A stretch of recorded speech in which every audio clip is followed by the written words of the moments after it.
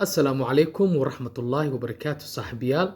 waan idin salaamay waa saaxiibkiin Saciid Xagaa iyo mar kale asxaabta qaar waxay soo weydiiyeen inaan u soo sameeyo square laba lambar square sida loo soo saaro marka insha Allah waxaan isku dayi doonaa habka ugu fudud laba number square-keed loo soo saaro insha Allah waxaan rajeynayaa inaad ila socotaan tusaale ahaan 12 square maxay noqonaysaa 12 square maxay noqonaysaa dadka qaar waxay sameeyaan sida ugu fudud isma wareeriyaan 12 ay 12 ku dhuftaan waxay dhahaan waa 144 144 laakiin qofkaas haddaad dhahdo ku soo saar square ahaan waxaa laga yaabaa inay yara dhibto marka halkan ayaan ku soo saaraynaa sida ugu fiican ee loo soo saaro square-ka waa tahay sharciga koowaad waxaad samaysaa marka ugu horeyso shaqada koowaad ee aad qabanayso haddii laba number lagu siiyo laba number kasta oo lagu siiyo oo square-ka xaggaa ka saaran yahay numberka dambe shaqada ka bilow kan ayaa laga bilaabayaa shaqada okay waxaad leedahay labo square waxay la mid tahay laba square waa maxay waa laba ku dhufo waa 4 okay jawaabta koowaad ee ii soo baxday waa 4 halkaasaan ku qortay meeshaan rabaan ku qoran karaa laakiin saan kuu fahamsiiyo shaqada waxaan ka bilaabay halkan waxaan iri laba square waxay la mid tahay 4 yacni laba ku dhufo waa 4 halkaasaan ku dhigto okay shaqada labaad oon qabanayo maxay tahay shaqada labaad ee aad qabanayso waxay tahay labada number ayaad isku dhufanaysaa maxaan ku iri shaqada labaad ee aad qabanayso waa labada number shaqada koowaad ee aad ka bilaabayso tiro kasta lagu siiyo square waa tan dambe su'aalaha hadda anaga labaan haysanaa laba square-keedu waa 4 laba ku dhufay ku timid 4 waa qortay okay shaqada labaad waa 12 iyaga la isku dhufanaya marka sidee la isugu dhufanaya marka waxaa la leeyahay hal lagu dhuftay labo waxay la mid tahay hal laba ku dhufo waa imis waa iska fududahay waa labo hal laba ku dhufo waa labo markay kuu soo baxdo shaqadaas oo aad hal lagu dhuftay laba tirada kuu soo baxdo tiro kasta ee kuu soo baxday waa shaqada labaade numberkan ayaad intii oo kale ku daraysaa laba laab numberkan intii oo kale ku dar ama numberkan laba ku dhufo tee kuu fudud marka adiga kuu taala marka hadda tusaale annaga waxaan leenahay labo lagu dhuftay labo ayaan leenahay maxaa ii soo baxay marka laba lagu dhuftay labo ama labadan oo la laba laabay maxay noqotay 4 afartiina shaqada labaad oon qabtay waa tahay shaqada saddexaad waxaad samaynaysaa halkana ayaa haray soo maaha waxaan leeyahay hal square muxuu la mid yahay waa isla halkii uun isma bedelay waa isla halkii okay halkii toos u qoro marka halkii inta halkaa tagto ku qoro waa ka 12 square anoon iswareerin 144 oo markaan isku dhuftay ahayd waa taasaasaan ku soo saaray waaya haddaba iyada oo number la qaadanayo oo number dheeri uu jiro ma samaynaa waa samayn karnaa tusaale ahaan waxaan dhihi karnaa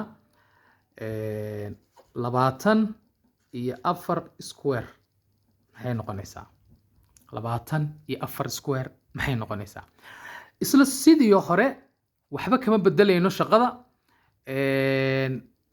waxaan maraynaa processka tii hore aan marnay oo kale waxaan ku iri laba number kasta ee lagu siiyo marka ugu horeysa shaqada waxaad ka bilaabaysaa kan dambe soo maahan marka hore halkan 12 ahayd waxaan ka bilownay maxay labadan ka bilownay hadda maadaama 4 tahay maxaan ka bilaabaynaa 4tan ka bilaabaynaa waxaan leenahay 4 square waa imis 4 square waa imis okay waa 4 lagu dhuftay 4 marka waa 16 waa 16 waa 16 maxaan samaynayaa marka waxaan samaynayaa maadaama laba number ay tahay oo markii hore waxay hal number soo ma laba square waa 4 afarta waan iska qortay laakiin hadda maadaama laba number tahay 16 waxaan sameynayaa 6dan qoranayaa waxaan wataa hal ayaan wataa halkaas waan wadanayaa shaqada koowaad waxay afartan ayaa ira 4 square waa imisa waa fududahay waa 4 lagu dhuftay 4 waa 16 soo ma 6dan qortay halaan wataa okay shaqada labaad maxay tahay labadan ayaan isku dhufanayaa marka labadan ayaan isku dhufanaa okay sideen isku dhufanayaa marka sida tii hore oo kale waxaan leeyahay labo lagu dhuftay 4 waa imis laba lagu dhuftay 4 waa imis laba 4 ku dhuf waa imis waa 8 waaye waxaad xusuusataa markii hore aan ku iri tiro kasta markay isku dhufasho tahay tirada soo baxday maxaan ku iri intii oo kale ku dar okay laba lagu dhuftay 4 labadan isku dhuftay waxa soo baxday 8dan ayaan ku darayaa 8 kale 8dan ayaan ku darayaa 8 kale ama 8dan ayaan ku dhufanayaa maxaan ku dhufanayaa labo marka waxa ii soo baxaysa 16 okay 16 marka halkii aan watay tiradii ugu horeysa oo 16 eedo 6 dhigtay halkii aan watay ku dar marka 8 lagu dhuftay laba waa 16 halkii ku dar waa 17 maxaan qoranayaa 7da wali waxaan wataa halkii aan wataa ugu dambeyn marka maxaa ii soo haray numberkana ii soo haray oo ah labada okay laba square waa maxay laba laba ku dhuf waa 4 easy maxaa hor u watay ilaa shaqada waan dhameeyay halaan watay halka ku dar shanta halkaas ku qoro shanta halkaas ku qoro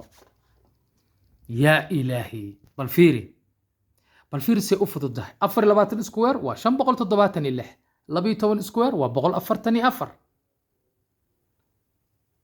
surprise easy ma tahay wax fudud oo la fahmi karo ma tahay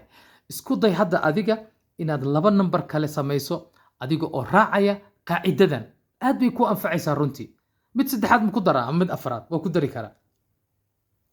waa laba number kasta sida loo soo saaro waa square-ka laba number kasta sida loo soo saaro ee ugu fudud ee aad u samayn karto laba tusaalan ku siiyey adigu marka waxa samaysaa adiga oo raacaya qaacidadan raacaya laba number samee waa inay kuu soo baxdaa habkan insha Allah waxaan rajaynayaa inaad ka heshay muuqaalkan si uu dad badan u gaaro asxaab badan uga faa'iideystaan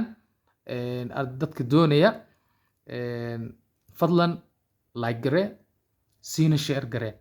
wixii comment aana ku soo qor meesha commentiga hadii aan leedmo insha Allah hadii loo baahan yahay inaan kuwa kale soo sameeyana oo tusaalooyin kalena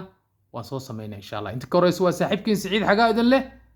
sida ay nabadgelyo wassalaamu calaykum waraxmatullaahi wabarakaatu